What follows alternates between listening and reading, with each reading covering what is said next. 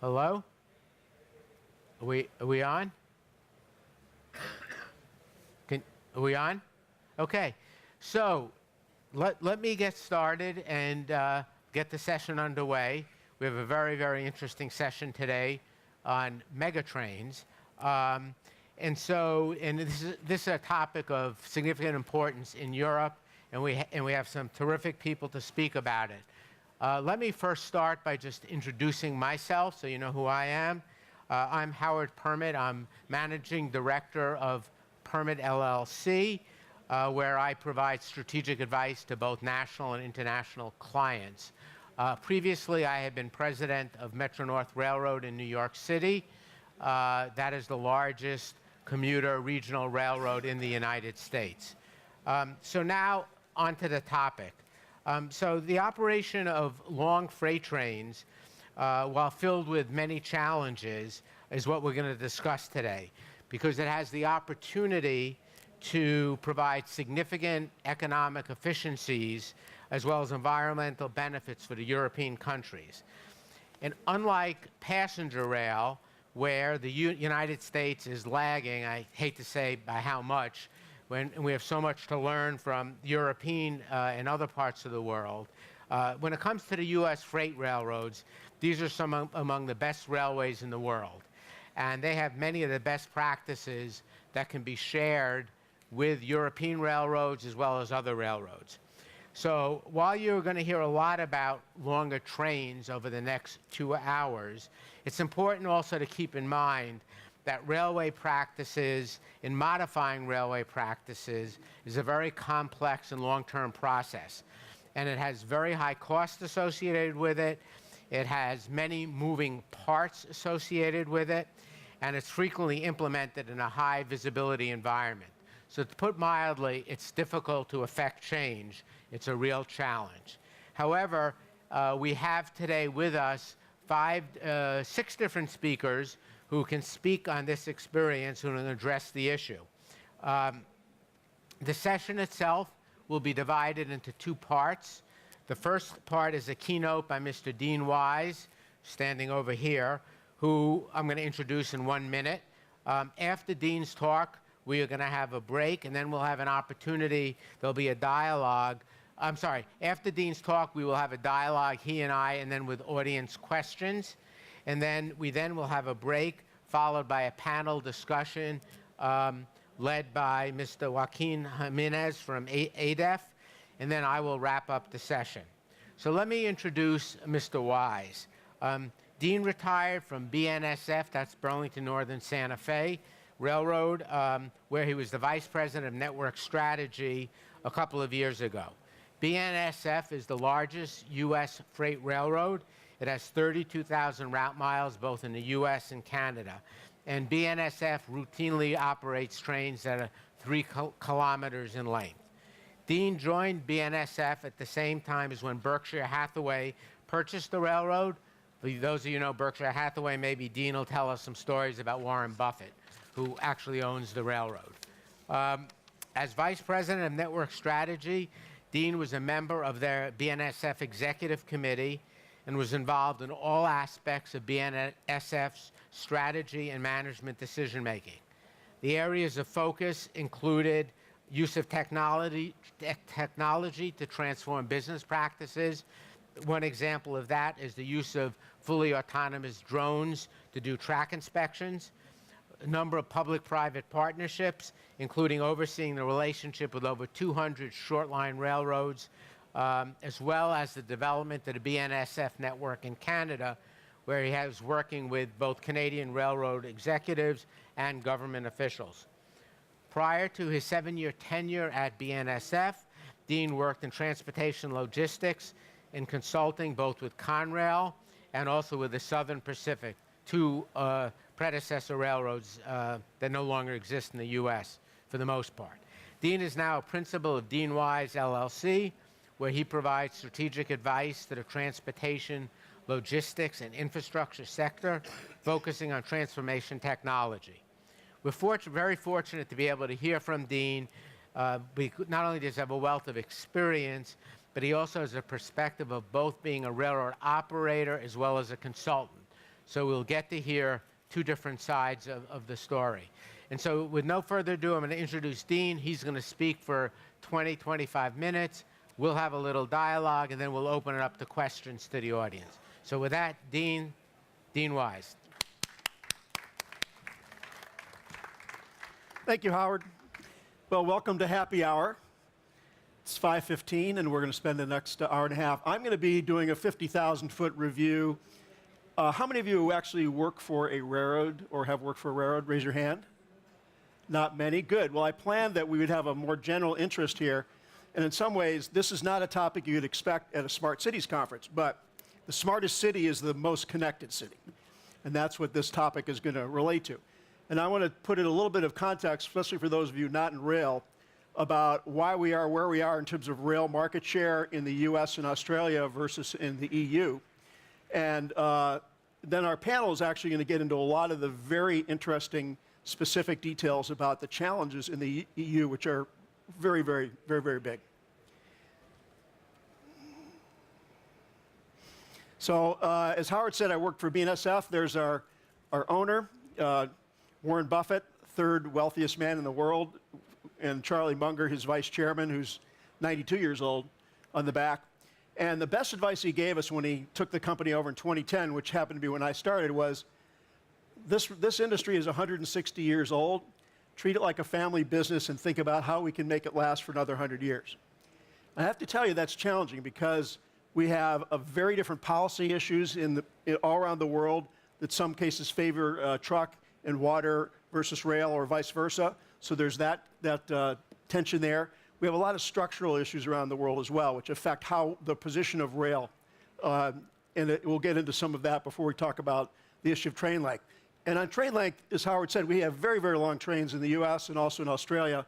And I may disappoint you in not having a formula to get you from where Europe is today, which is very short trains for freight, to very, very long trains. But we have a path, and I think we also need to think forward to the transformational technology impacts as well. Because many of the initiatives that we think we need to get to may not be just making trains longer. It's really we want to make the rail product more attractive to customers and to users. And by attractive, it's about the factor costs, which is how much do I pay for labor, how much do I pay for fuel, all those input costs, and then how much output can I get? That's productivity.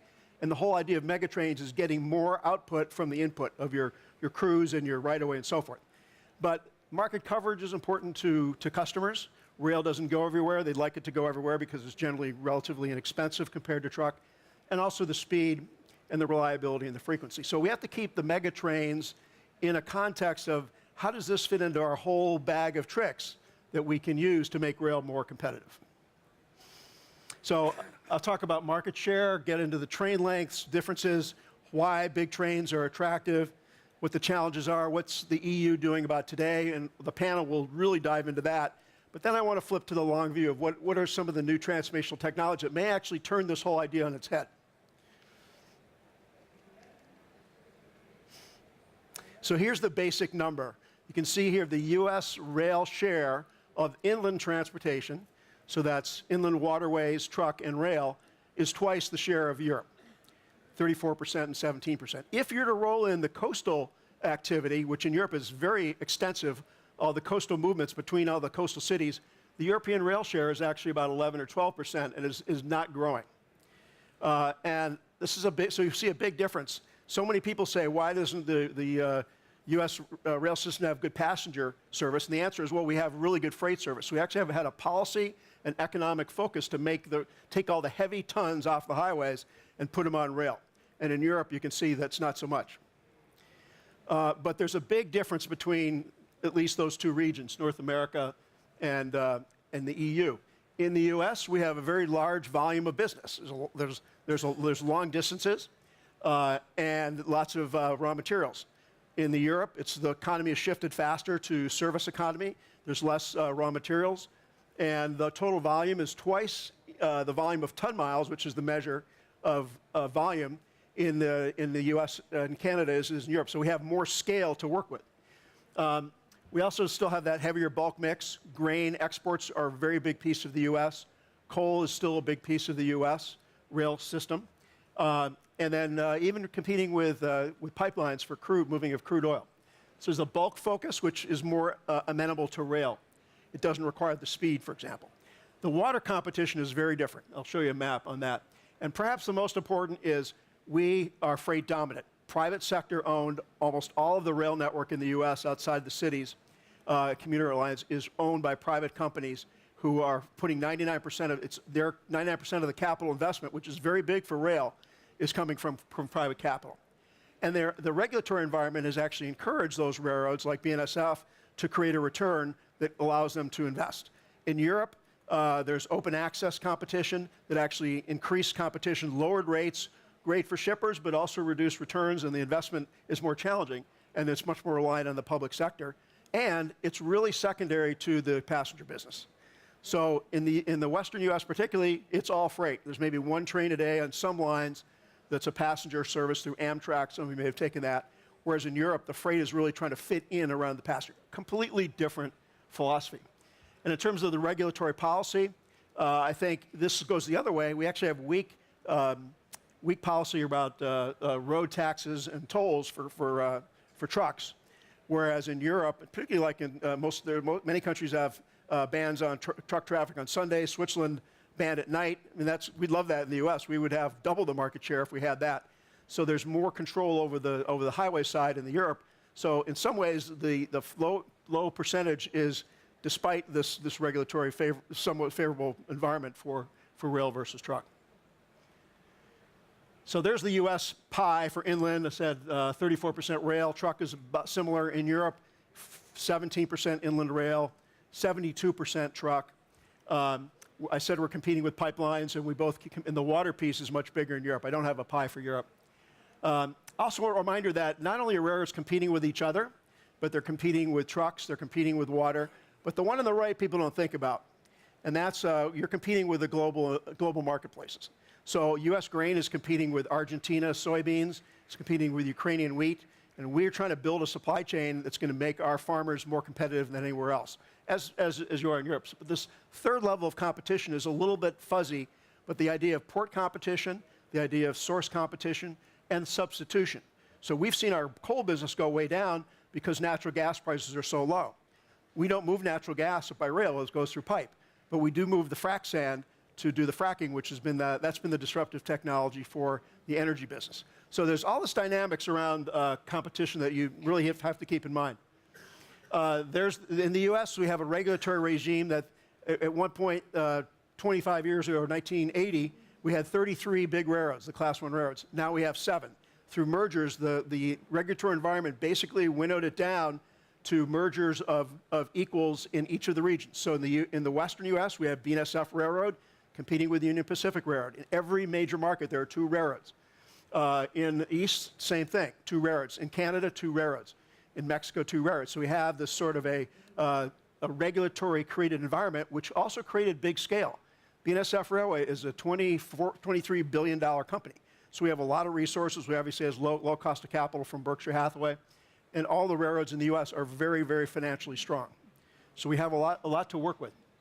You may not see the one on the left. That's the European inland waterways. Some ports, for example, 45% of the container ship traffic that comes into Rotterdam goes out of Rotterdam or to Rotterdam by water. Antwerp, 40%. So the water competition in Europe is far more significant and more pervasive, not to mention the coastal. In the US, we really have the Mississippi River and a few other rivers, so we don't have as much water competition. All part of the context. Some of you read about the One Belt, One Road initiative, which is really new train service. Part of it is new train services from Asia, particularly China, into Europe. If you really bore into this a little bit, you're going to find that these are short trains, like in Europe. It's about twice the speed of the water. The water is massive between Asia and Europe. It dominates the market from Asia and Europe. These new services are maybe only 2 or 3 services a day. They're 12,000 kilometers, but they're twice as fast. So they appeal to a higher value product. So they're taking some of the business off the air freight, taking a little bit off the water, but they're twice the speed, but they're also 2 to 3 times the cost. So it's going to be a niche. This network looks impressive, but it's not going to take over this market. And again, it suffers from a productivity issue that I would, at least from my perspective, very small trains. So interesting development. It's been growing, but it's not going to take over the world. And just to kind of tell you the extreme, the longest trains are in Australia for the ore area called Pilbara. We have Rio Tinto and BHP Billiton. These are 2.5 to 3 kilometer trains.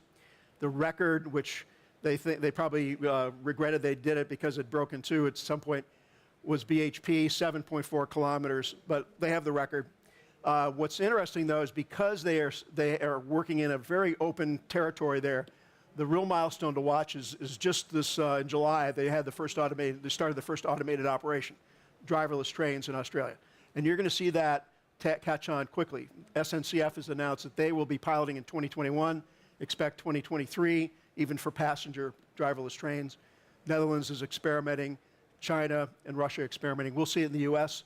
It's going to be a labor negotiation. But this is another big development. I want to get to this in the end, which may again turn the whole operating concept of long trains on its head.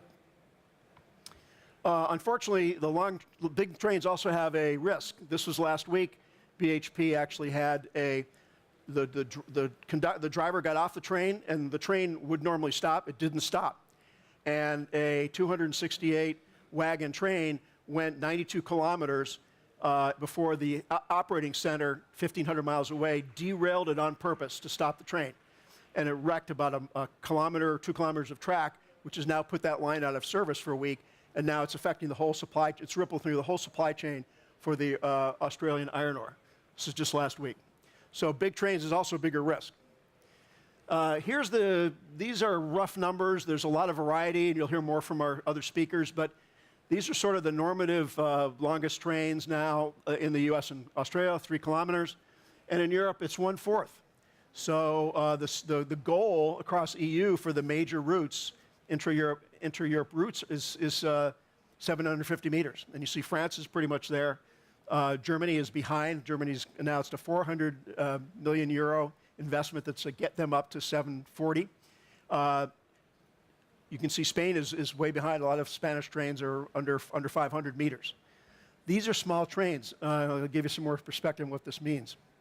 There's the standard, and to me it doesn't look very standard, but these are the standard train lengths. And you can see in the heart of the EU, Germany is a bottleneck. So it's good that Germany is going to get on board, because a lot of that stuff that moves through Central Europe is going to get up to the 740. But really, we're talking about 700 to 740. That's not a big leap. You can see some blue lines through there. This is a little dated, 2016. So people have carved out routes with bigger trains. Great idea.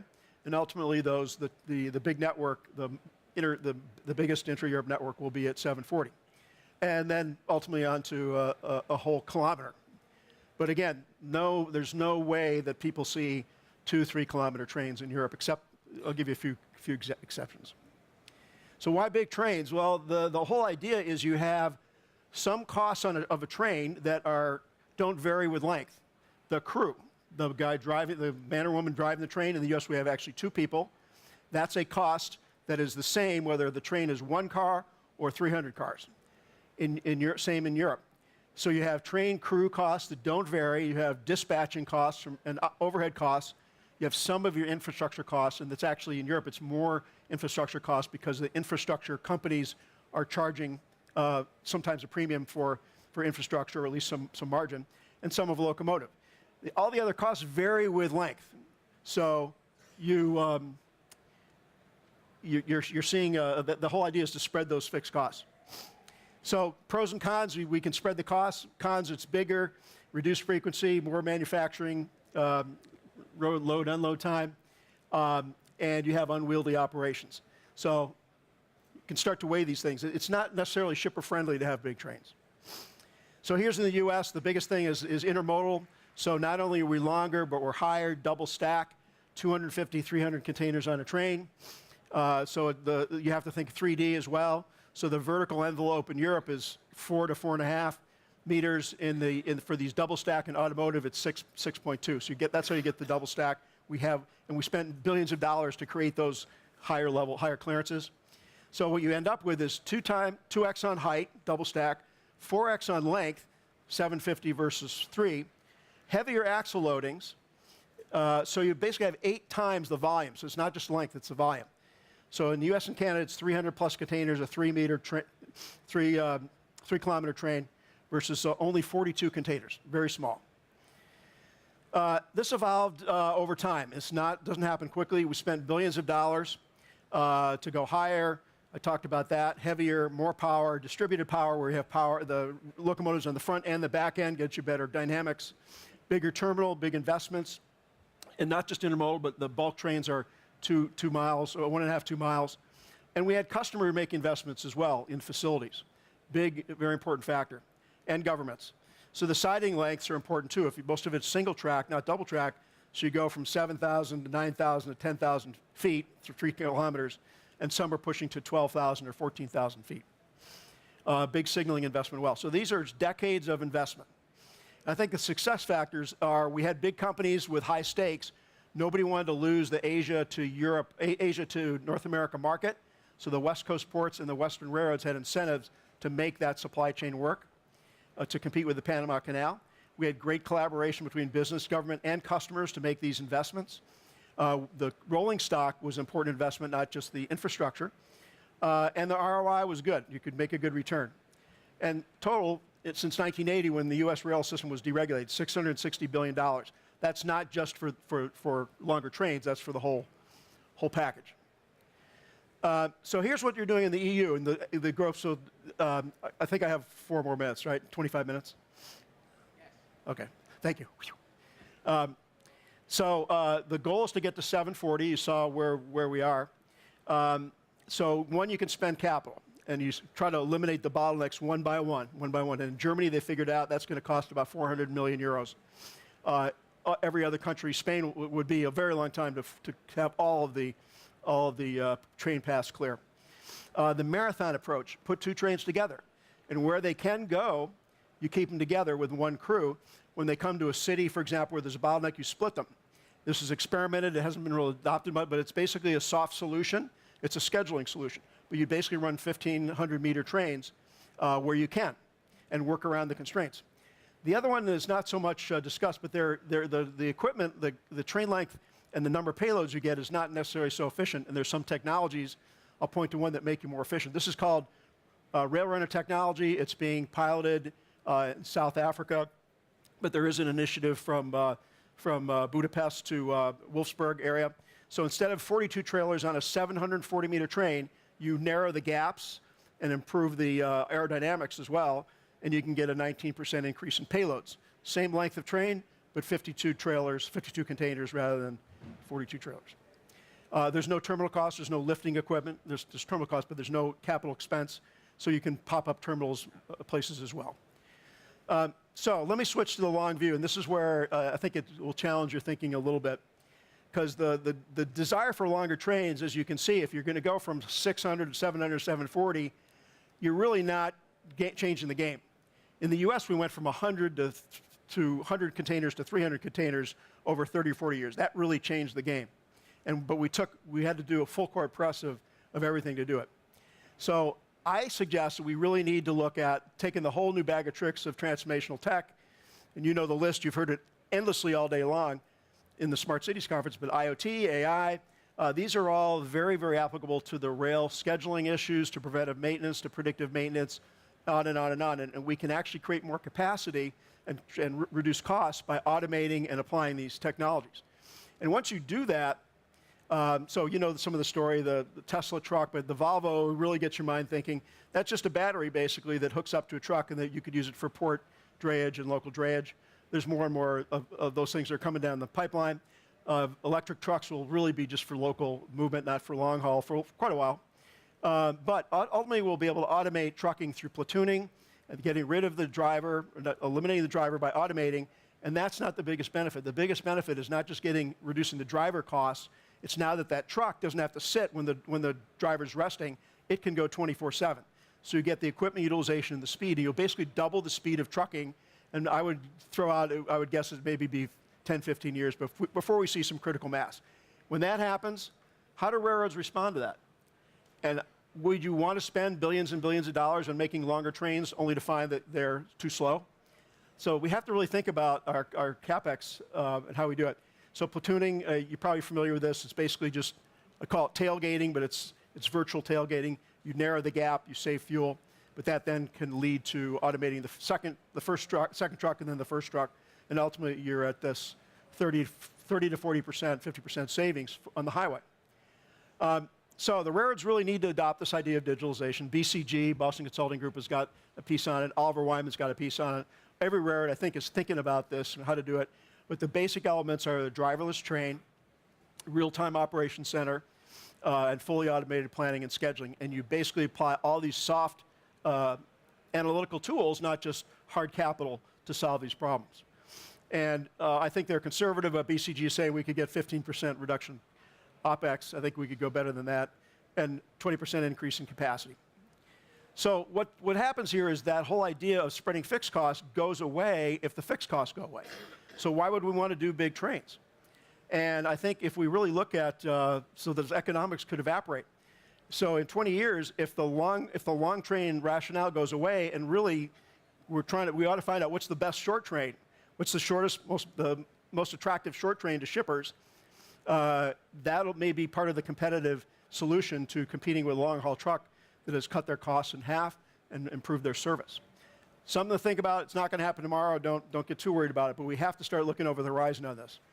And I think from the European standpoint, and this is my last slide, we really do have to pursue long trains where we can, but we better make sure we're not breaking the bank doing it, because it may be investment that 15 years ago we may have said, you know, the game has changed so much with transformational technology that spending billions to really expand these envelopes may not have been worthwhile. We should do it wherever we can. It's good to have longer trains, gives you more options.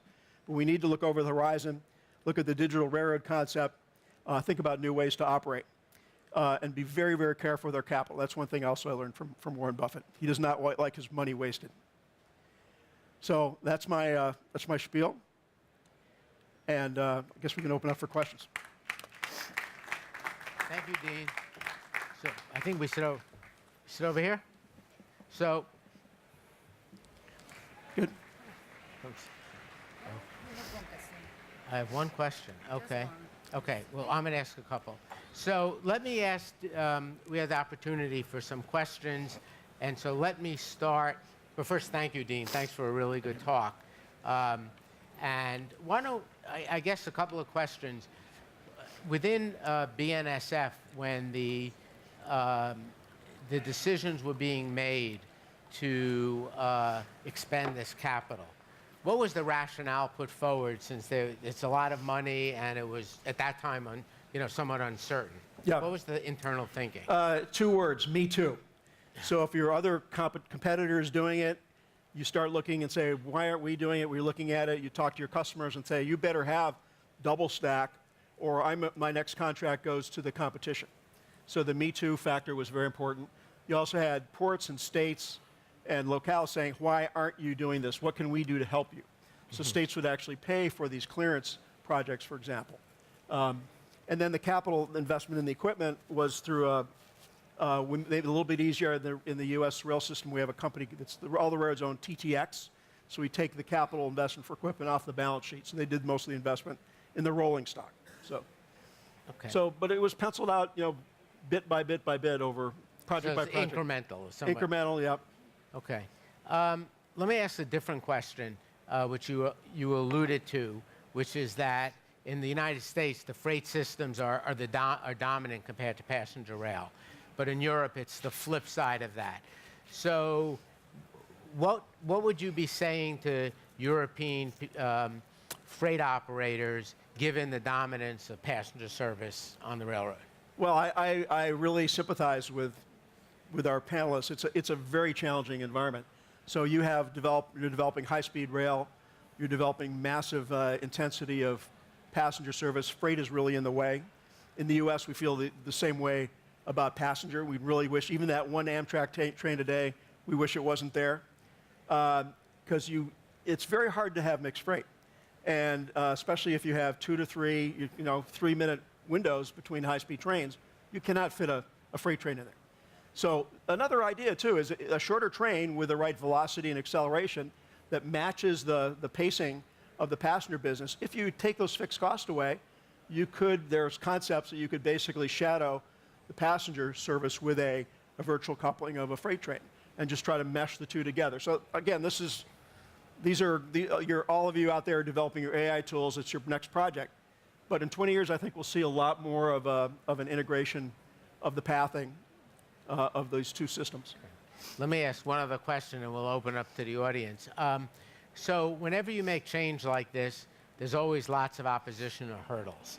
So could you speak a minute about, first, the community issues, secondly, the regulatory issue, and third, then the reaction of the unions as the long trains came and obviously reduced the labor costs? Yeah, I'll do that in reverse. So the unions, basically, we took when you reduce number of trains, you don't need as many, much labor.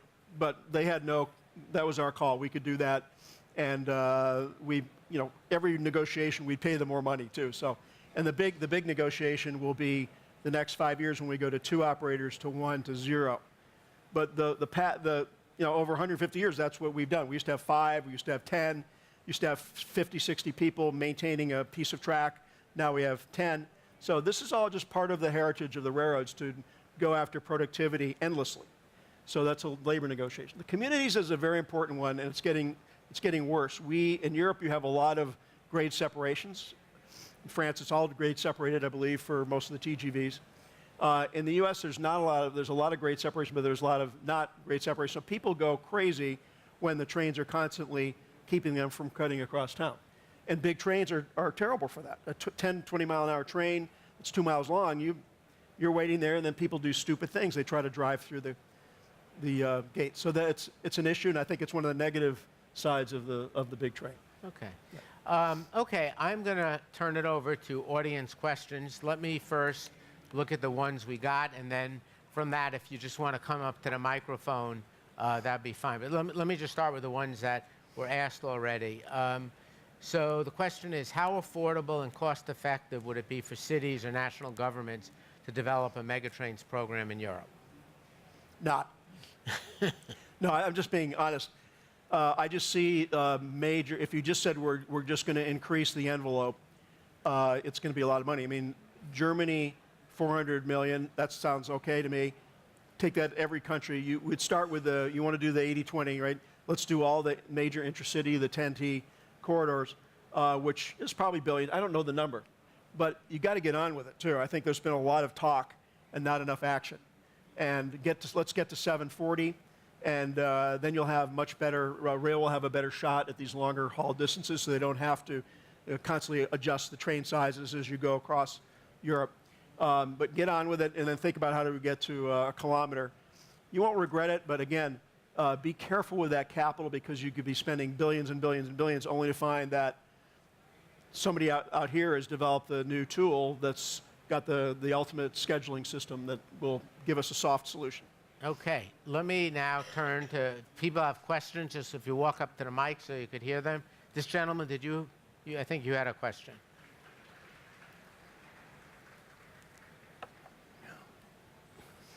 Yeah, hi. Hi, my name is Karl-Henrik. I work as a transportation planner in northern Norway in Scandinavia. Dean, thank you for your brilliant presentation, very interesting. In northern Norway, we are discussing about expanding the railway network for freight. It's about fish farming, it's about salmon. We produce tons of salmon, need to bring it to the continent. But, and we go to all our politicians and ask for billions of kroners investment. And at the same time, shipping industry, automated, remote-controlled container ships, they go to the politicians as well and say, hey, we need some billions of kroners to invest in this. Yeah.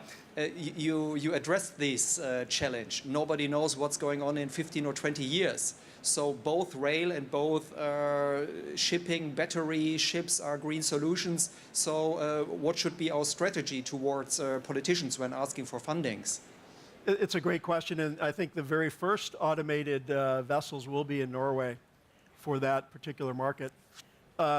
Shipping will see automation, but the life of a ship is so much longer than a locomotive or a rail car. It's going to take a long time before you can really turn over that investment. Here's the thing with trucking. The big trucking companies turn over their equipment every 3 to 4 years. So 1 or 2 generations of trucking could be fully automated.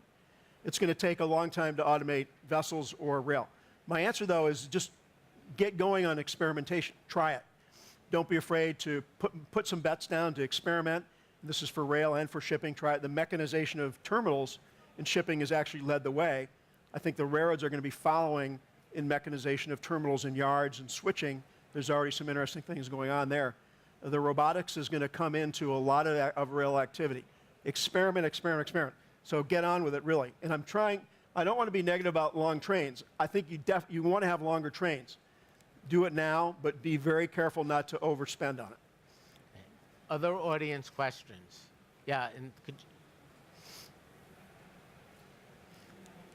Yeah. Hello. Thank you for your very good presentation. The question is very simple. I saw on one of your slides that you mentioned that Hyperloop is far away, right? When Yeah. we hear Elon Musk, maybe have a very different opinion. So my question is very simple. Why do you think it's far away? And what are the things that will prevent Hyperloop to not being ready in the short term? Well, I really admire Elon Musk. He's actually built I think it's now a 3-mile tunnel in LA. So if he can solve the tunneling cost and timing, that'll be great. But being the network strategy guy, where we had the federal authority in the US to build new rail along our existing, not a green right-of-way, it was basically a brown right-of-way already existing, the amount of trouble we had to build anything new in the US, I know it gets even more complicated here, was just so discouraging. That to think you could build it's unproven, by the way, unproven technology with basically an elevated pipe that's going to be relatively flat across miles and miles of landscape going 700 miles an hour with security and safety risks. I just think there's so many things that get stacked against it. Now, there will be Hyperloops built. There's some very interesting applications, both short and long. I love the whole innovation part of it, but I just think it's literally a bridge too far in terms of the capital expenditures, and we don't even know if it really works yet. So, and I think what you'll find is a lot of reduction in their goal. So they say 700 miles an hour, that sounds fantastic, but they'll have to degrade that because you can't go flat. The energy cost to actually keep the semi-vacuum may exceed the cost that you save to get it through the loop. The terminals are massive investments. As you saw, once Branson basically dinged Saudi Arabia, the Saudis, who were backers of this, pulled out of their Hyperloop investment. So there'll be some built, but it'll be a long time before there's 100,000 kilometers of Hyperloop. do we have other questions from the audience? So, well then, Dean, let me ask you a question, another one, which is, if you were a European train operator, how would you recommend they proceed if they want to pursue the megatrains?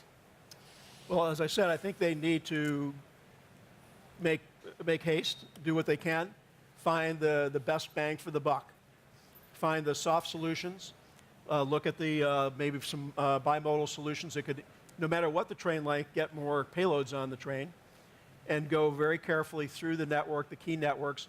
From Bart, you'll hear from our panelists about the Barcelona into France, and just go find those paths and go after the most important paths.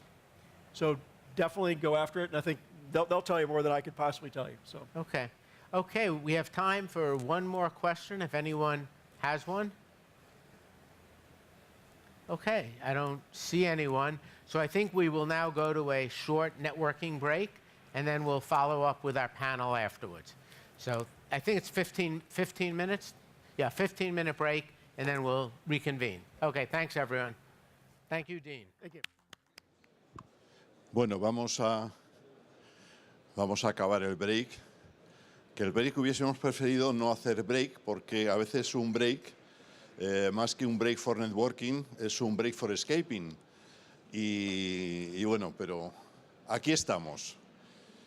Soy Joaquín Jimenez, trabajo en la Dirección Internacional de ADIF y tengo que agradecer a Smart City Congress, a la Feria de Barcelona, la oportunidad de poder moderar esta mesa, que espero que esté a la altura de que ha estado la primera parte de la presentación, de la sesión.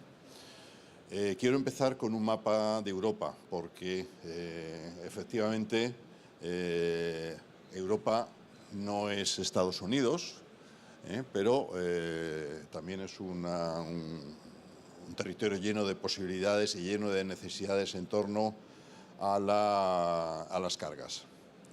ADIF, conocéis bien su esfuerzo por la alta velocidad, con la construcción de 2.600 kilómetros de alta velocidad en España.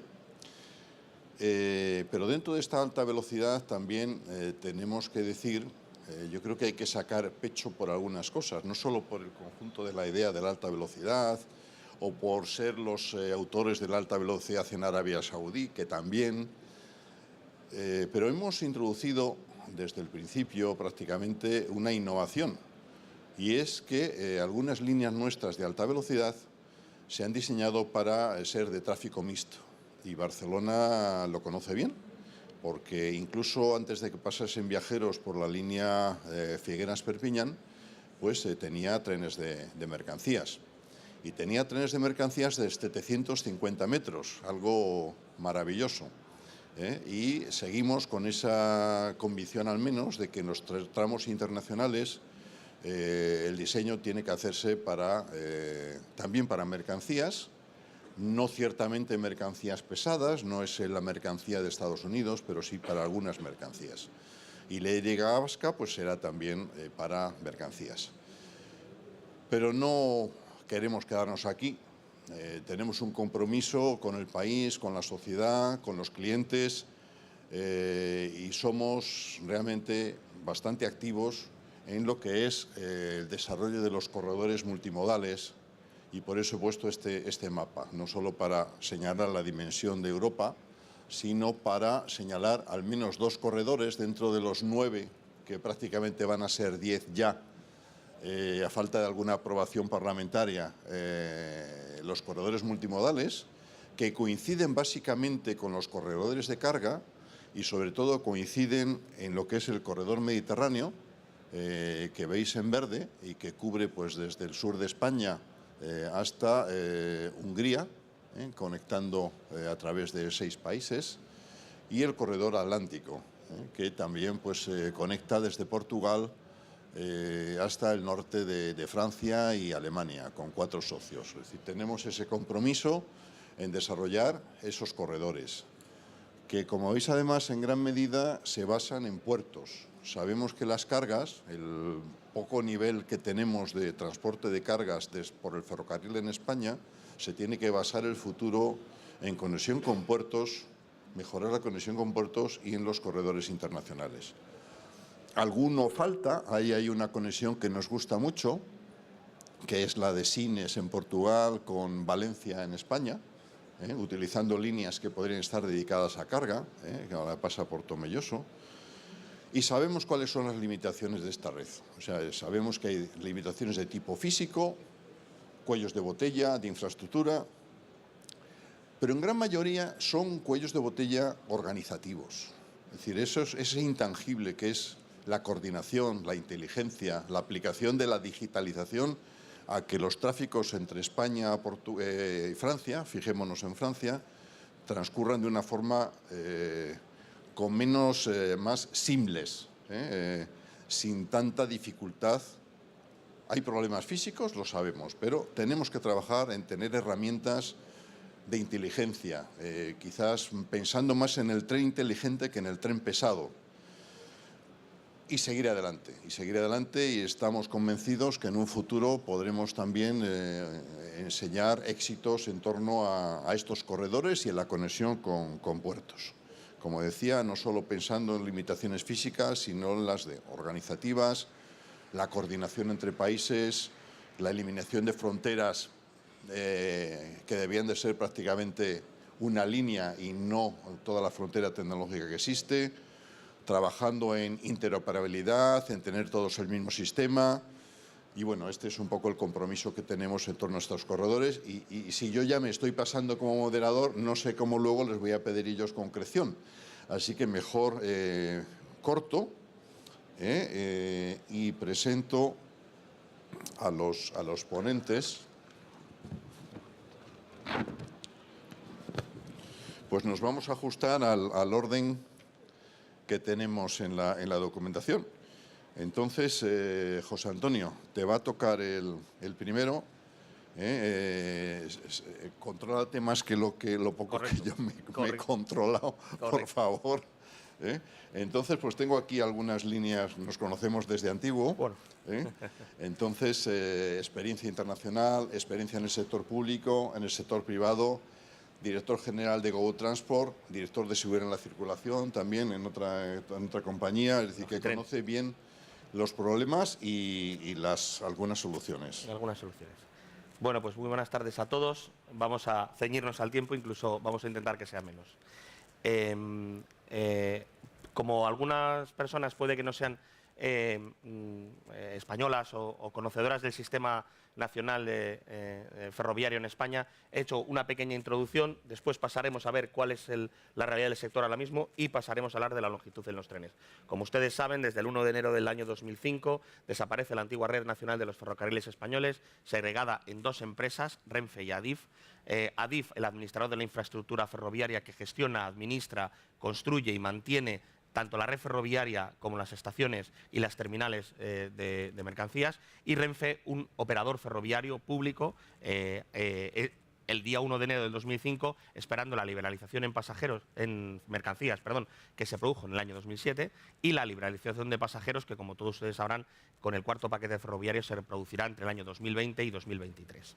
Bien, esto ha generado en España una división de las funciones encomendadas al Ministerio de Fomento, que es la autoridad ferroviaria, que a su vez tiene la Agencia Española de Seguridad Ferroviaria, que es el ente encargado de, gestionar las licencias, certificados de seguridad, las normas y directrices por las cuales nos regimos, y un comité de regulación ferroviaria que dirime aquellos problemas o litigios y nos supervisa en caso de que hubiera algún tipo de interacción entre nosotros. Y como ven, estamos separando al administrador de la infraestructura del prestador de los servicios ferroviarios. Bien, y en este caso en España, ¿cómo estamos en esta liberalización?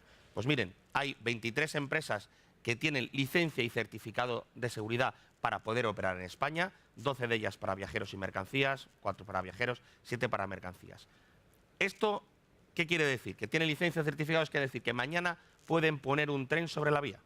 ¿De acuerdo? Hay 23 empresas que pueden poner un tren sobre la vía. Hay 18 que se han sacado la licencia, es decir, han hecho la parte inicial. Es decir, tienen la potestad de solicitar ese certificado y desarrollarlo. Tenemos además 3 empresas de otros países que pueden operar en España. En este caso, Tacargo y Medway son empresas portuguesas dedicadas a la mercancía. Y BNSF, aquí en Barcelona lo conocerán bien, puesto que los trenes Barcelona-París de pasajeros llegan hasta Barcelona.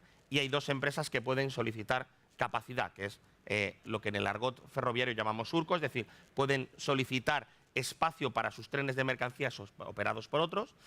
En total hay 46 empresas diferentes, 34 de ellas destinadas o preparadas o que han presentado la gestión de mercancías. Como muy bien decía Joaquín en la presentación, yo dirijo una de ellas, he dirigido otra, ahora les contaré, y además soy director de seguridad de otra. Porque, ¿qué ocurre? Que realmente en España solamente hay 9 empresas ferroviarias, le repito, solo 9 empresas ferroviarias que tienen tráficos estables. 2 las podemos calificar de públicas, una es Renfe y la otra es Transfesa, propiedad de los ferrocarriles públicos alemanes de la DB y de Renfe, ¿de acuerdo? Y luego hay 7 operadores privados. Continental Rail, perteneciente al grupo ACS, Comsa Rail Transport, ahora ya Captrain, propiedad de la SNCF francesa, Logitren Ferroviaria del grupo Torres Cámara, otra constructora valenciana, de la cual yo soy director de seguridad, como decía Joaquín, Transitia Rail, donde yo he desarrollado 5 años mi labor en el mundo privado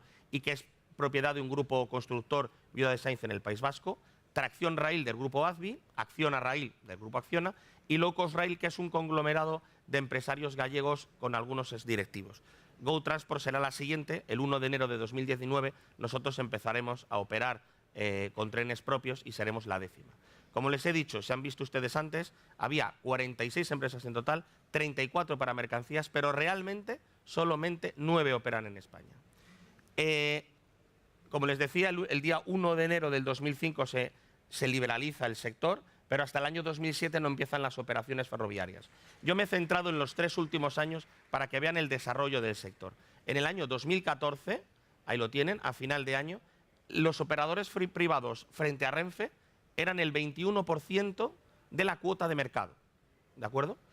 El promedio, lo van a ir viendo ahora en 3 diapositivas, el promedio es que cada año el sector privado le recorta al sector público un 2%, de tal manera que estamos llegando a que en los últimos datos, al mes pasado, es que el sector privado o las empresas ferroviarias privadas en España ya copan el 34% de las mercancías que se transportan en España.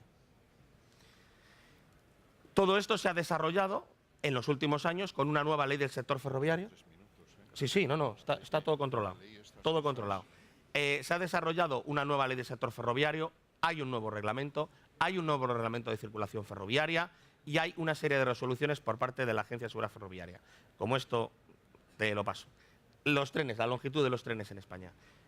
Decía Joaquín ahora, la conexión con los puertos. Aquí tienen los principales puertos de España y las principales relaciones ferroviarias que tienen cada una de las empresas que yo anteriormente les había dicho con respecto a sus movimientos. Si se dan cuenta, Valencia, Barcelona, Bilbao, Algeciras y Sevilla, los 5 principales puertos de la red portuaria española, están interconectados. 2 de cada 3 trenes en España tienen origen o destino un puerto. Repito, 2 de cada 3 trenes. Bien, entonces vamos a ver cómo tenemos nuestra red.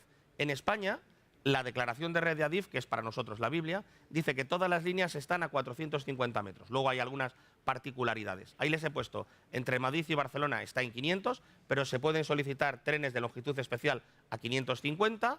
Madrid-Valencia es la única línea en España que está preparada para 750 metros. Y como ven el resto, incluso en las conexiones fronterizas con Portugal son 535 o con Europa a través de Portbou o por Hendaya 530, excepto el túnel, que luego veremos, que está preparado para 750. Pero nos ocurre también otra cuestión, que es que la longitud de las vías internas en los puertos, les acababa de decir, Valencia es la única línea con 750. Bien, pues el único puerto preparado con vías para 750 es Barcelona, con lo cual no nos sirve de nada.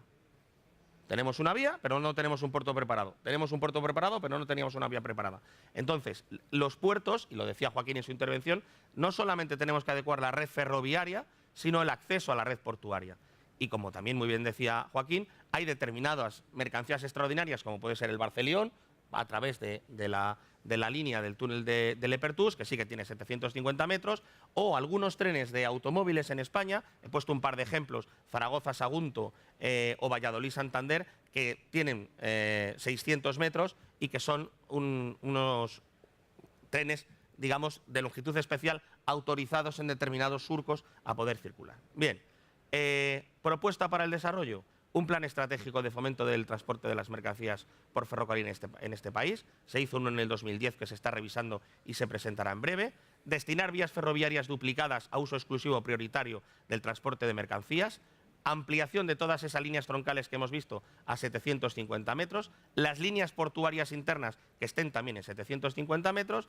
Y determinar qué líneas o qué corredores pueden ser desarrollados también como autopistas ferroviarias.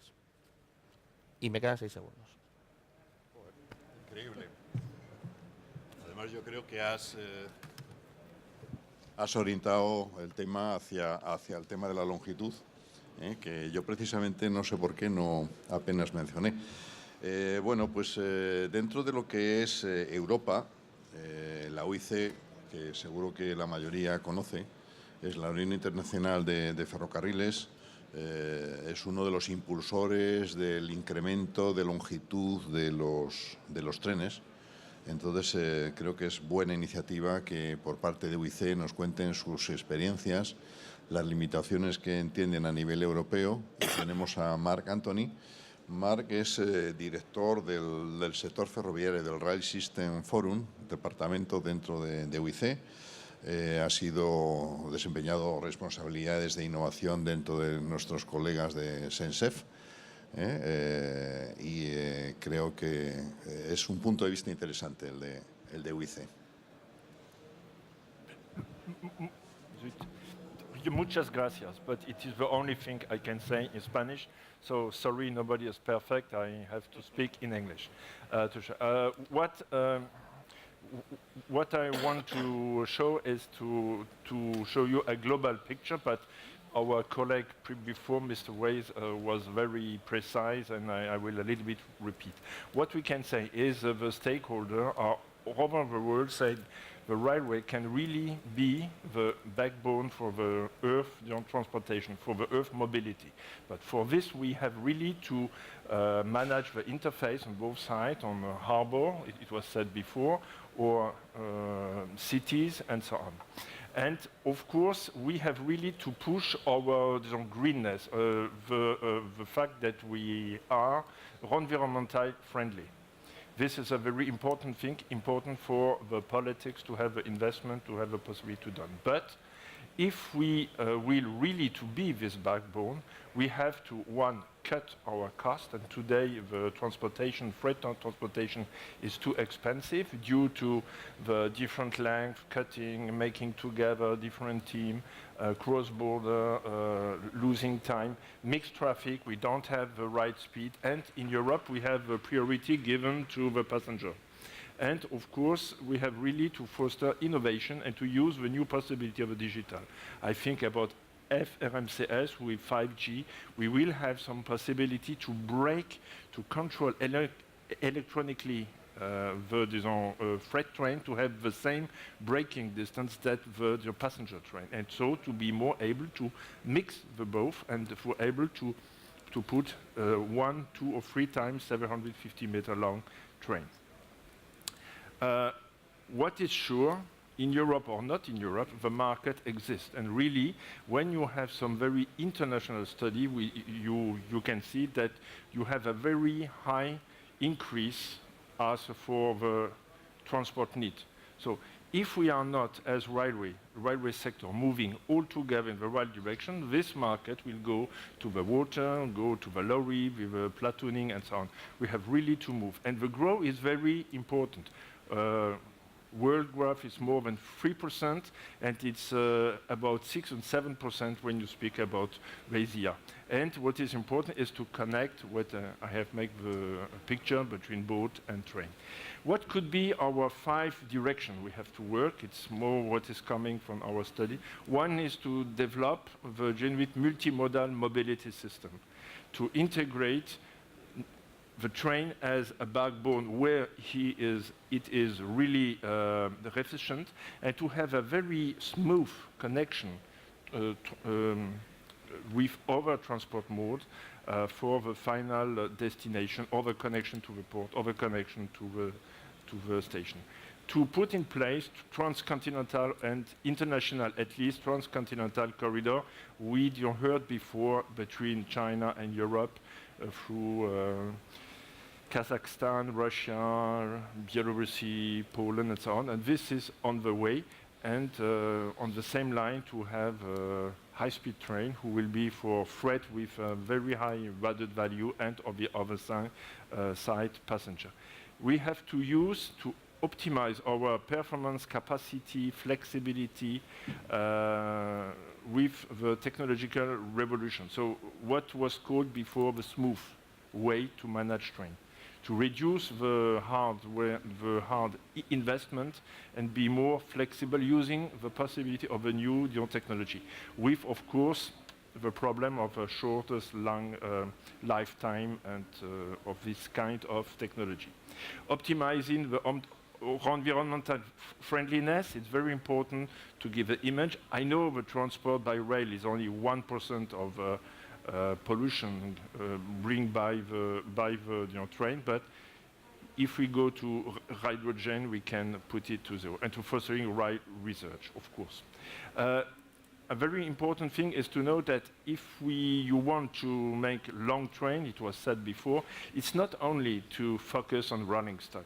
You have really to consider the railway system as a system of systems. And you cannot make a mega train or long or heavy if you don't adapt in the same way the infrastructure. clearance, the charge, the track, signaling system, moving block, how to mix traffic, it all is. And of course, you have to adapt your operation principle, how to operate the railway.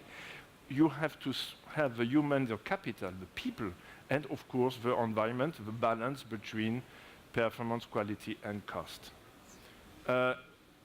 Very long and very heavy train has a lot of advantage, but we have really to have in mind that if we want to have heavy haul on the axle, you cannot run fast.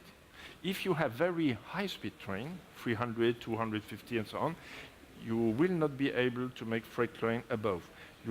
Or you are in the mixed traffic, okay, more and less, not more than 22 tons per axle, and not more than 120 kilometers per hour for freight, okay, you are in this mixed zone. Or if you want to have heaviest train, you have to go on corridors to have an efficient system, an efficient star, balanced star. Or when you are going really on high speed, you have not to go above 15, 17 tons per axle. So it's really how to organize your direction, and if you want really to be efficient with a high capacity, you have to split the two kinds of traffic. It was the same picture that before, sorry. We have made a study of a different long train and heavy train around the world, Canada, US, India, Australia is very impressive. What kind in Europe, the experimentation in France and Germany. And the conclusion is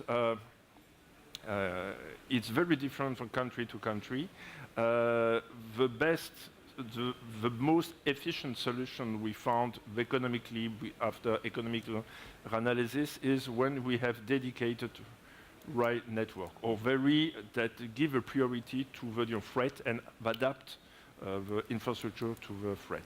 In Europe, is not the case. It's more light and short compared to the other continent, and we have a lack of harmonization, not only on the rules regulation, but really the management, the infrastructure, and why should a company make an investment not for herself, but for the railway sector in the global? It has to be driven on the political or really high economic level, as was made in the US. And IM and RUs have their own responsibility.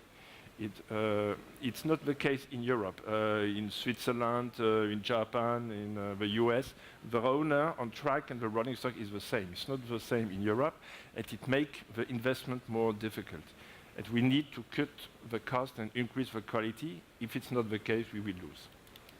The main lesson, the three, zero, I have. So the investment in the operation, reduce freight and operational cost. So go to corridor. High speed can operate very safe if we do the double powering like marathon. It's a very good experience. Driverless shunting area, which is done in Russia. And you know that the classical train in Russia is 1,500 meters, 25 tons per axle, and now they are going to 3 kilometers and to 30 tons. Okay, and the lesson and the technology used will depend on the type of cargo. It's not always, we can have long train, but not very heavy. And if they are like container, not very heavy, they can use mixed traffic or perhaps some mixed line with high speed or not very high speed. Okay, and it is the last. What I want is the UIC as a neutral platform for the railway sector. We participate to a lot of European open call projects and on the other hand internally funded project by the different members, and to help the railway company, the RUs, to provide solution to realize proof of the concept, to be able to reduce the cost in a very short term and not to wait 2020 or 2050 to have some solution. And the last word, today more than yesterday, the union is the force, and the UIC is a place where we can work together. We are working together, the members are working together without competition to provide solutions to the railway sector, and outside they can compete. Okay. I hope it was not too late. Gracias. Gracias, Marc. Creo que nos has abierto una serie de posibilidades de futuro que estoy totalmente de acuerdo que hay que explorar. No es únicamente construir más vías, aunque siempre el tema de la longitud del tren y la longitud de los apartaderos está en la base. Como no tengamos apartaderos generalizados de 750 metros, cualquier otro tipo de mejora organizativa no podrá tener lugar. En realidad no sé por qué estamos tardando tanto. Con esto tiro piedras sobre mi propio tejado, pero no sé por qué estamos tardando tanto. Y luego, pues tú lo has dicho, la digitalización abre unas posibilidades enormes a cambiar las formas de organización, a que la información entre un país y el país vecino fluya de otra manera, a que los surcos sean internacionales y una más o menos aleatoria superposición o justaposición de surcos nacionales. Bueno, de todo esto también Iñaki Barrón creo que nos puede aportar buenas experiencias de conocimiento internacional y representa a Renfe, el operador español, y bueno, pues tu turno. Pues muchas gracias. Gracias, no sé si ya funciona. Sí. Gracias, Joaquín, gracias a la organización de Smart Cities por invitarnos a Renfe. En este caso yo represento a Manuel Villalante, que es el director general de Estrategia y Desarrollo de Renfe.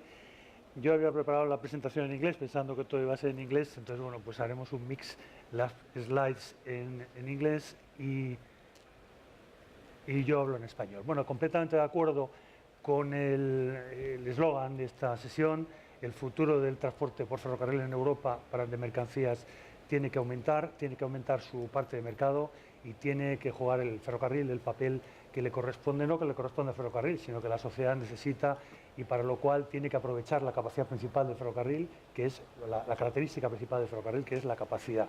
La capacidad y significa transportar, utilizar esa capacidad significa transportar con sostenibilidad, que no solamente es en términos de CO2, sino en muchos más aspectos, y optimizar la capacidad representa también optimizar la multimodalidad. El ferrocarril rara vez es el único modo de transporte, como ya se ha dicho varias veces, y por lo tanto la multimodalidad es esencial para este propósito del ferrocarril. Hablando de multimodalidad, bueno, pues esta es una pequeña estación de mercancías americana, donde ya no se habla de 750 metros, sino de bastante más. Yo esta diapositiva la suelo poner muchas veces porque la gente no se cree que existan trenes tan largos. Bueno, pues sí, existen, y muchos más. La competitividad del ferrocarril de mercancías se basa en la simplicidad, en la robustez, en el smart, inteligente, en optimizar y maximizar esa característica de capacidad, y sobre todo en el concepto de red. El concepto de red, uno de los grandes éxitos americanos es la interoperabilidad, el poder disponer de una red completamente homogénea en todos los sentidos. Yo le prometí a Joaquín no hablar del ancho de vía, sin embargo, la única, porque el tema no es el ancho de vía, pero el ancho de vía en España hace que para mercancías, si queremos aplicar esos principios de robustez, simplicidad, etcétera, seguimos siendo una isla ferroviaria en cuanto al resto de Europa. Por lo tanto, es un tema, no hace falta cambiar todo el ancho de vía de toda la red española, pero sí que es importante tener una serie de corredores que nos permitan integrarnos en la red europea. En los gálibos de carga, por supuesto, mientras en Europa, no ya en España, en Europa, poner un camión encima de una plataforma de tren siga siendo un drama, el ferrocarril tiene muy poco que hacer, porque la competitividad que le da la complementariedad y la multimodalidad la tenemos completamente limitada. Algunos ejemplos de trenes que dicen: en Estados Unidos los trenes utilizan las grandes llanuras y las grandes montañas, se pueden utilizar trenes de 3 kilómetros con curvas de 300 metros de radio, y bueno, pues hay casos muy específicos. En Europa, por razones históricas, los trenes tenemos una... Yo, perdón, estoy al control, estoy sin tiempo. Yo quiero decir que puedo hablar todo el tiempo que quiera. Estoy aquí a cero. Si no me ponen el contador, sigo hablando. Autocontrólate. Bueno, lo intentaré.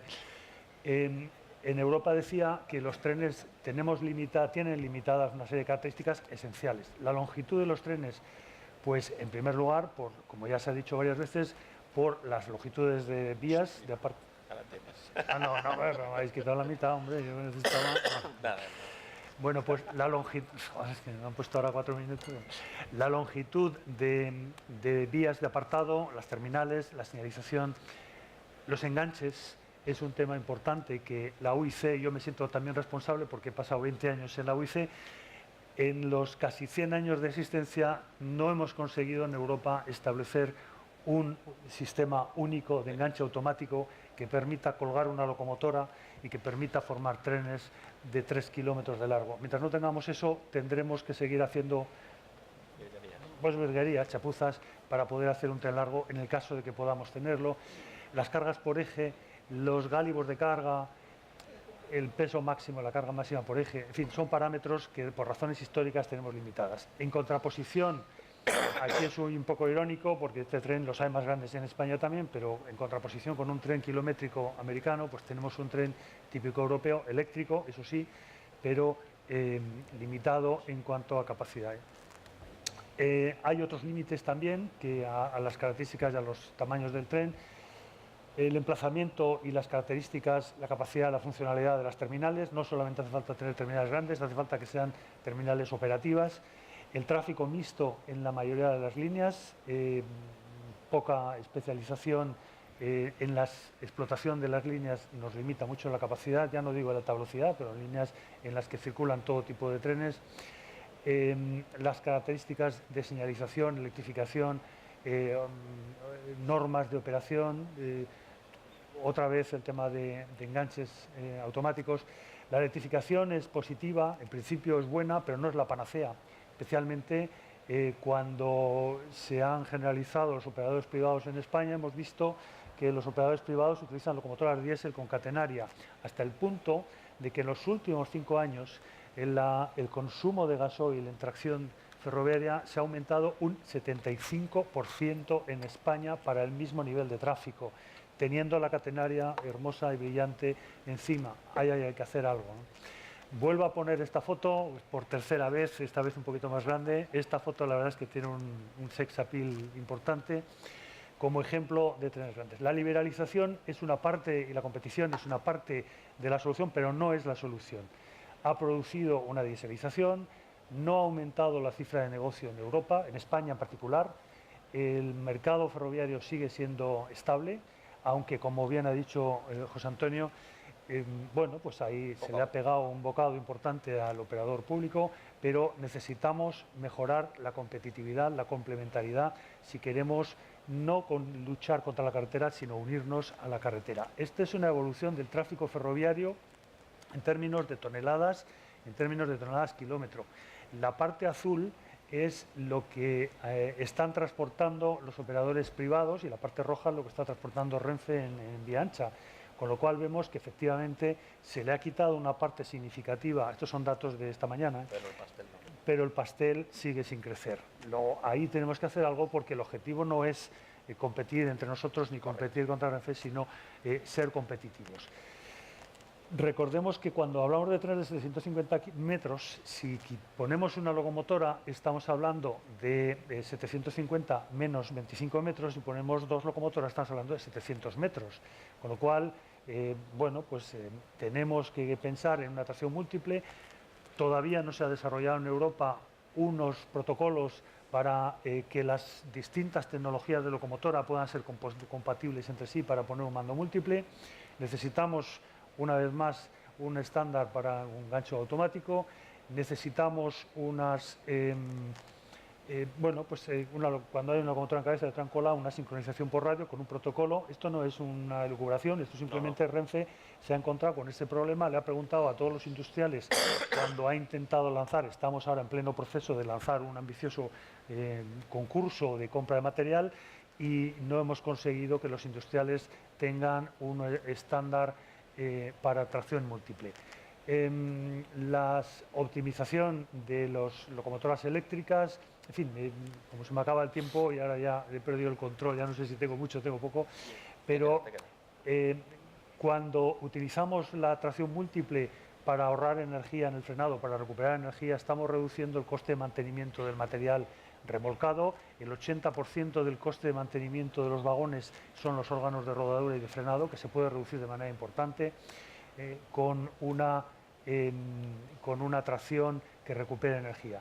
Los trenes megatrenes son no solamente grandes, sino también mega inteligentes, mega eficientes, mega estandarizados, mega competitivos.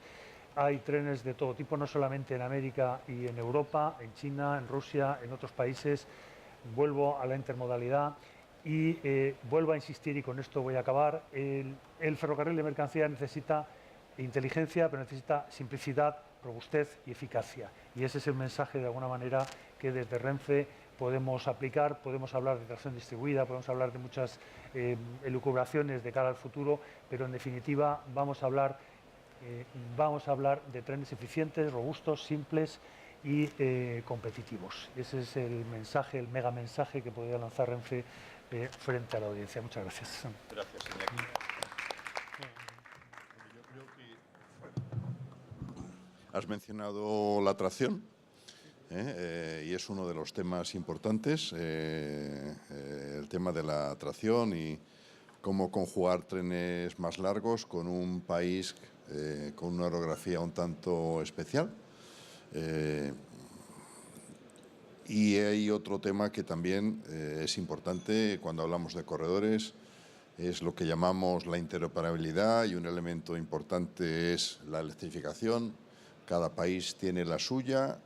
Con lo cual nos encontramos con locomotoras que no solo necesitan ser capaces de arrastrar trenes más largos y más pesados, sino equipadas con sistemas diferentes en temas de electrificación, corriente alterna, corriente continua, y en temas de señalización.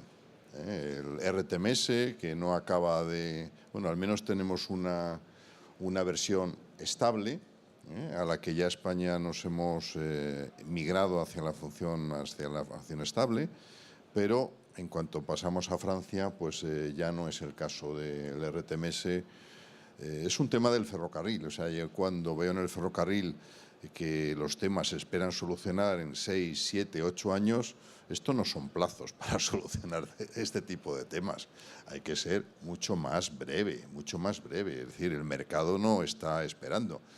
En definitiva, tracción, señalización, interoperabilidad, yo creo que abren las puertas a la intervención de Enrique Torres, porque Siemens está en todos esos campos, y yo creo que puede aportar puntos de vista interesantes de que las cosas pueden tener algún tipo de solución en estos grandes topics del ferrocarril. Muchísimas gracias, Joaquín. Bueno, efectivamente nosotros... Voy a seguir hablando en español porque no he visto muestras ostensibles de malestar, por lo cual las slides están en inglés. Efectivamente, nosotros representamos un poco la tecnología para esos temas. Muy brevemente, 3 palabras acerca de cómo nosotros nos imaginamos la movilidad en el futuro. Y en el ámbito ferroviario la vemos 100% conectada. Tecnología, personas, prestadores de servicios, los diferentes operadores.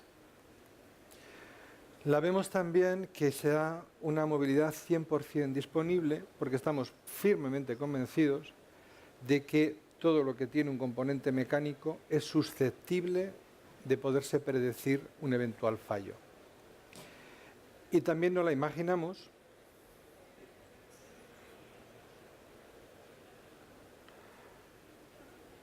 segura tanto desde la perspectiva física como desde la perspectiva de la ciberseguridad, y por supuesto 100% eléctrica. Ahí en el tema de la discusión de los trenes de mercancías del diésel, nosotros somos bastante escépticos de que el diésel en estas alturas sea el futuro. En esta transparencia hay un mix de cosas, pero básicamente lo que está mostrando es que estamos hablando de un ecosistema donde al final la digitalización, los sistemas soportados por el cloud en múltiples perspectivas serán parte, ya lo son hoy en día, del día a día de lo que es una operación de un sistema ferroviario, tanto de pasajeros como de cargas.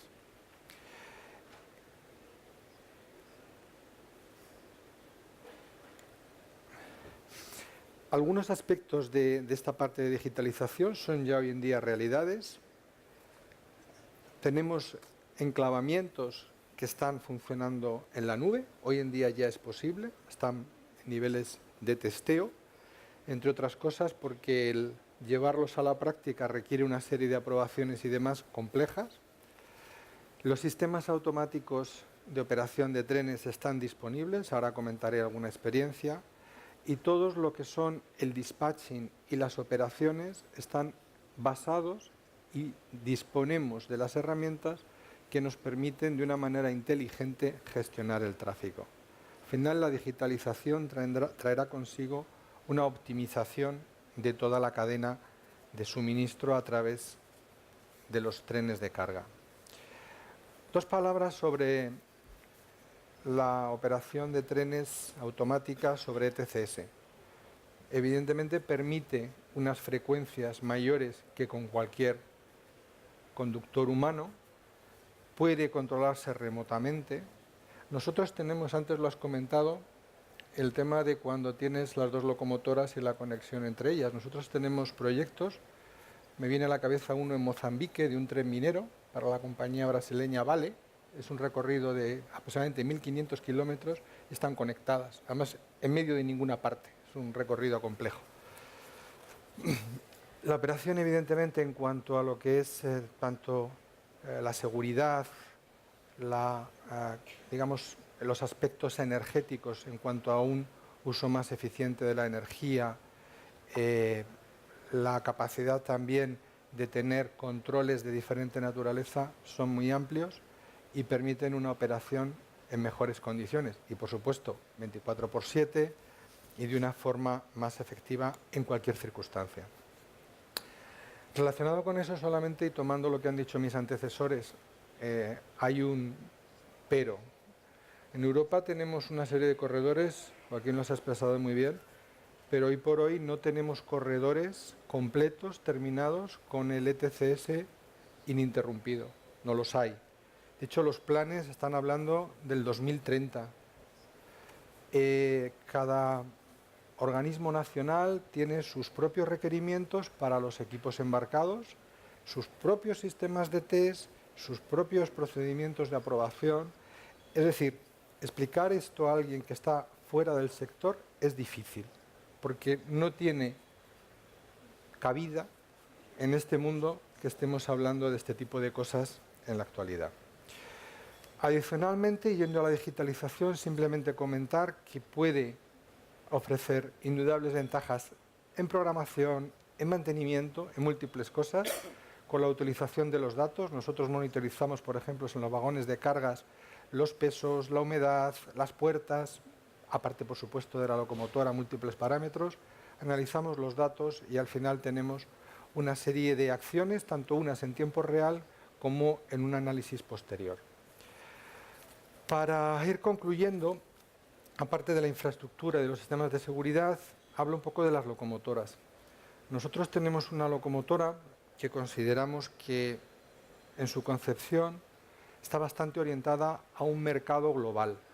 ¿Qué características tiene? Pues nosotros la producimos como si fuera un producto casi de consumo.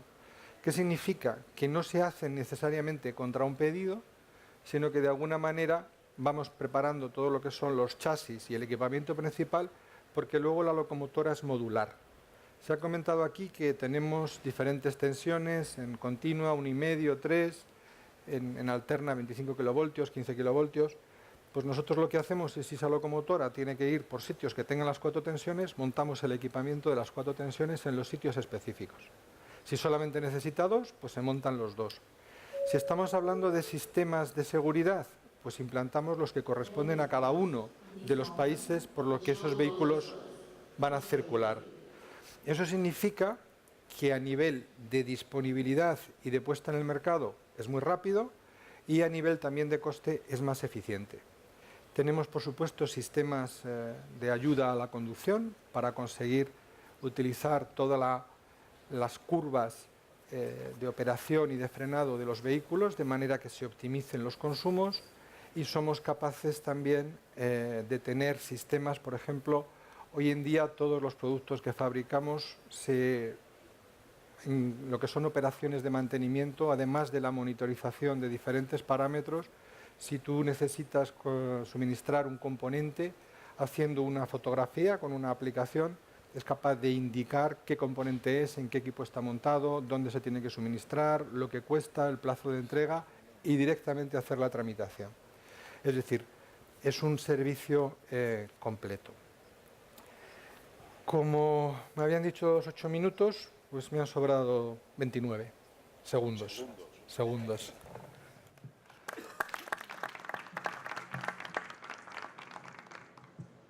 Hemos oído algo por ahí, una voz diciendo que como que tenemos que acabar también, ¿no? Ah, el tema de las preguntas.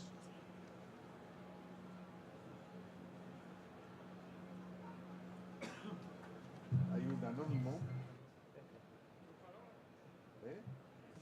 Sí, claro. Sí, perdón. Dice, la primera pregunta es ¿cómo podemos pensar en estos nuevos sistemas de Megatrains para implantar aquí? Si la gente conoce retrasos con los trenes actuales. Y la segunda, porque quizás se pueden incorporar en una sola, ¿pueden las actuales infraestructuras ferroviarias incorporar estos megatrains?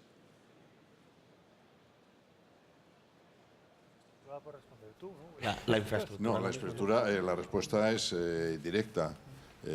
No. Lo que pasa es que creo que nos tendríamos que fijar un objetivo europeo. Y el objetivo europeo sería tener unos trenes de 750 metros. No digo que en algunos tramos pueda haber trenes más largos, pero seamos conscientes de lo que es la realidad. Si pensamos en trenes más largos, son trenes sobre recorridos importantes, como por poner un ejemplo, los trenes chinos. Los trenes chinos llegan a Duisburg y en Duisburg se distribuyen entre trenes más pequeños que van a Italia, que van a Inglaterra, que algunos van de vez en cuando a España. Es decir, que realmente es el tema estaría en saber dónde necesitaríamos esas longitudes más grandes y en el resto, matarnos por desarrollar los 750 metros. Joaquín, yo creo que antes, Ignacio... Toma.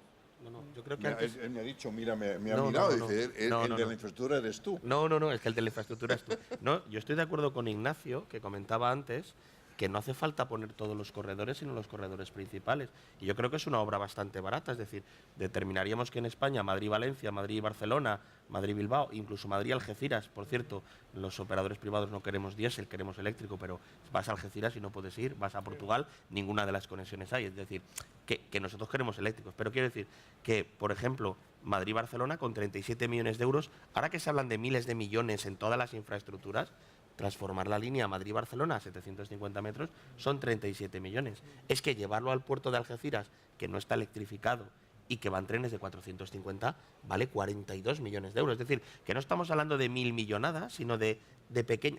Pongo un ejemplo. Si en España dejamos de construir 10 kilómetros de alta velocidad este año, bueno, vamos a decir el que viene, 10 solo, que de media son 160 millones de euros, podríamos tener los 4 principales puertos de España conectados a 750 metros. O sea, no están, y 10 kilómetros no van a ninguna parte, no es una línea... Lo estamos haciendo de una forma más inteligente. Bueno. Sin necesidad de desvestir a ningún santo, que tampoco es tan fácil desvestir a los santos, ni a las santas, peor todavía. Estamos colaborando con puertos. Correcto.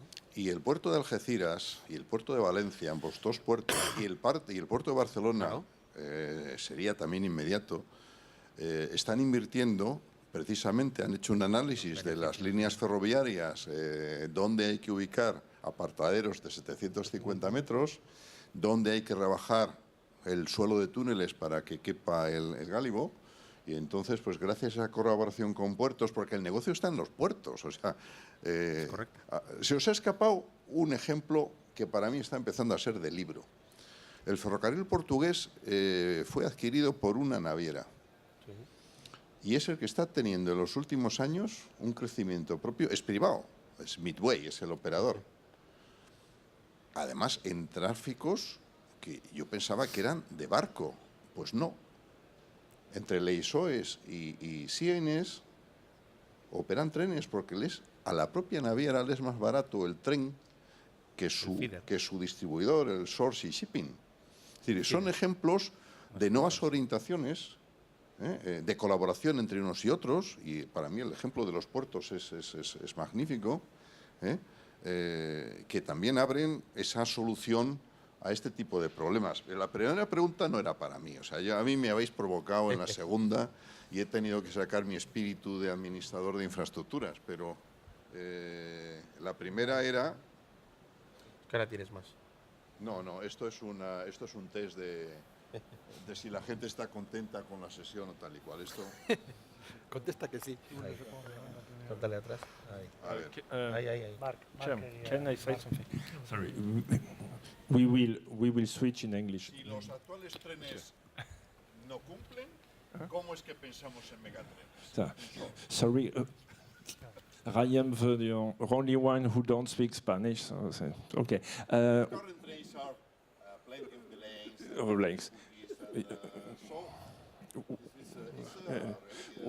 To go to the very long train, we have to think at the what I try to show is to think on the system level.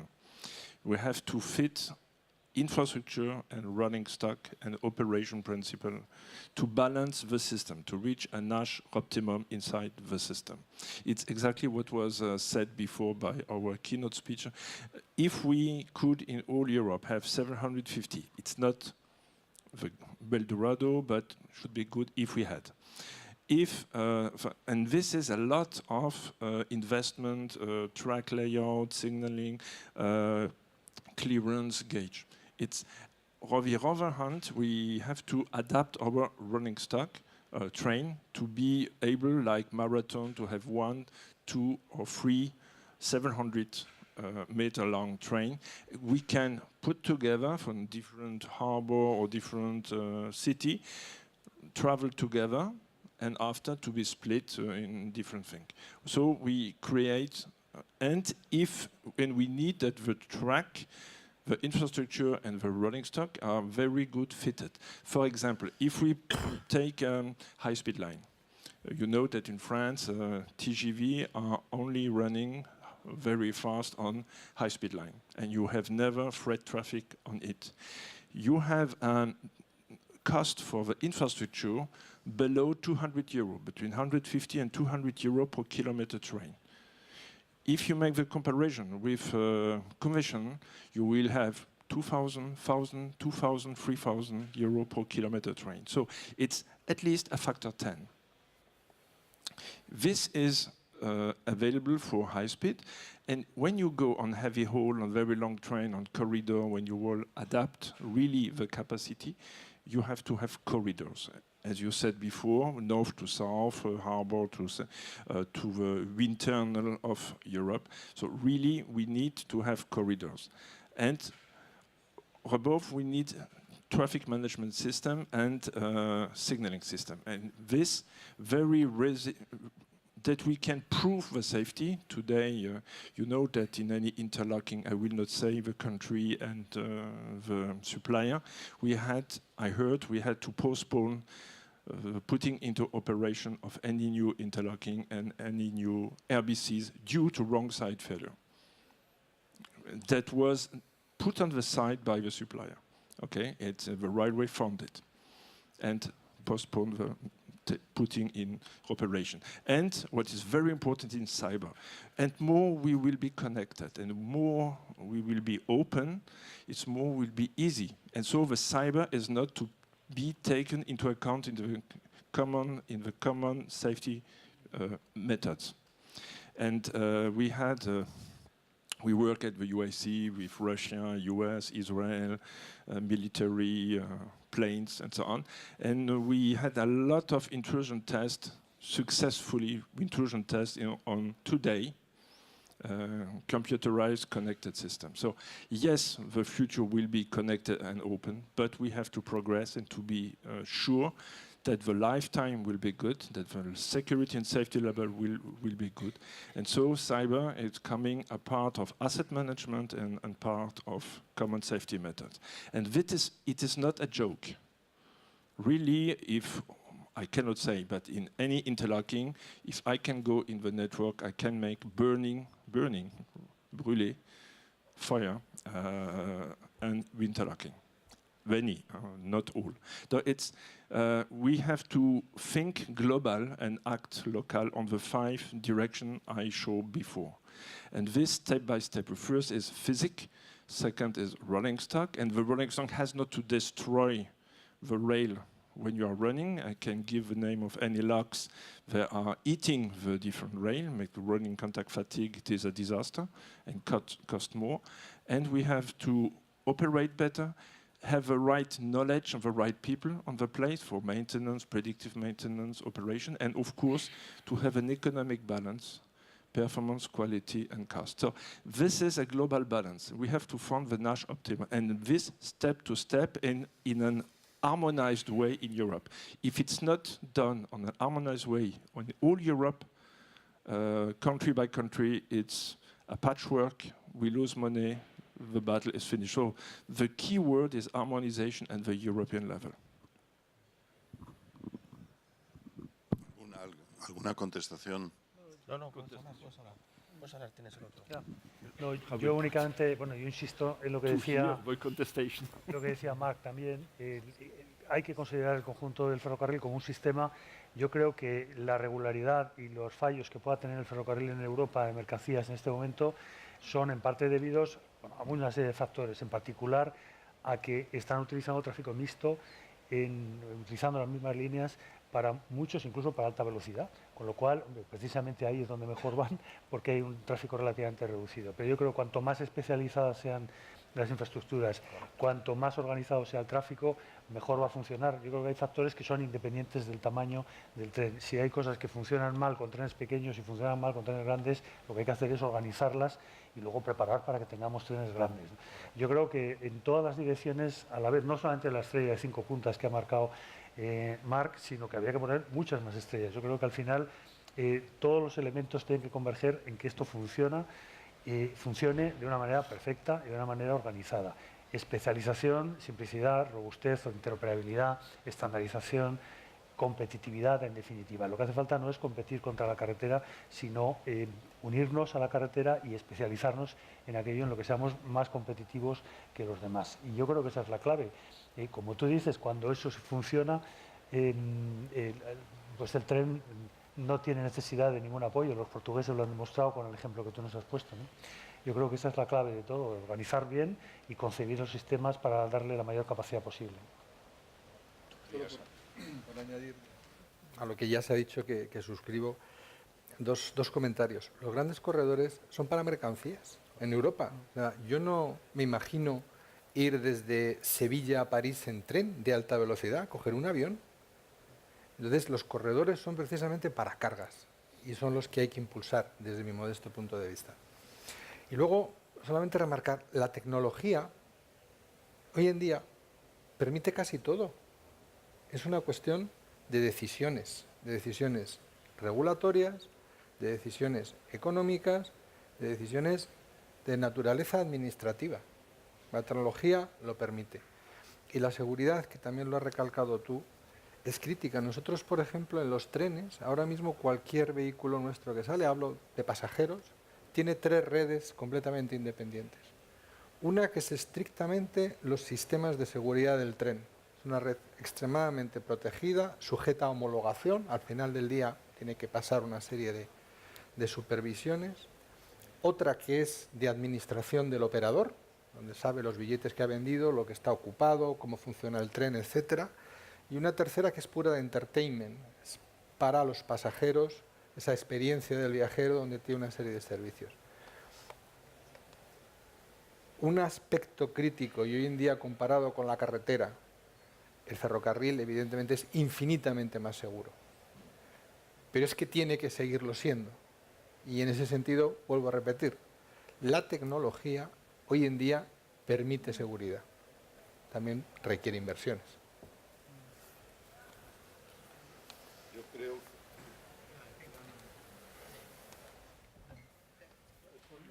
For me, I'll use this one. Yeah, I have this one. So first, we're kind of running it towards the end. So I think first we should give a round of applause to our speakers and to Mr. Wise. Thank you very much. And so let me summarize just a couple of points that we heard both in the keynote and then in the discussion.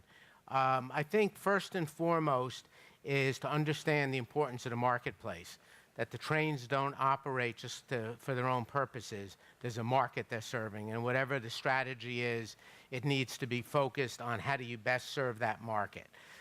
Secondly is understanding that the issue of megatrains or long trains is really, you can't separate it out from other railway issues, that there are a number of different systems within the railroad, and you have to be thinking of it very holistically from a railroad perspective. The third point that got brought out is the importance of complementary investments. You heard a lot about investments in ports. You heard the issue about potentially investing in highways or in truck traffic in lieu of railroads. But the point there is that the railroad system is part of a larger transport system. It needs to be looked at accordingly. The fourth thing that takeaway is the major challenges in implementing long trains in Europe. And you heard about the costs, the institutional barriers, the infrastructure needs. And one of the things that wasn't really fully touched on was the difference between the vertically integrated railroads in the United States, let's say like BNSF, who own the track, run the trains, versus in Europe where you have the difference between the track owner is not necessarily the same as the rail operator. We heard a lot about the approach here in Spain on focusing on select markets tied to the ports, the need for complete corridors, to think of it as a corridor type of operation. And finally, and I think interestingly, you heard in the earlier session with Dean Wise, the idea that automation may in and of itself move the railroad industry to shorter trains. And so that you have to be careful how you invest very limited capital money given the uncertainty that the future may bring. It has to be well thought out. So I think that overall, those are the major themes that at least I heard. But I think it was a really interesting panel. So again, thank you. Thank you, Dean, for your talk. And with that, I think we're done. So have a good evening, everybody.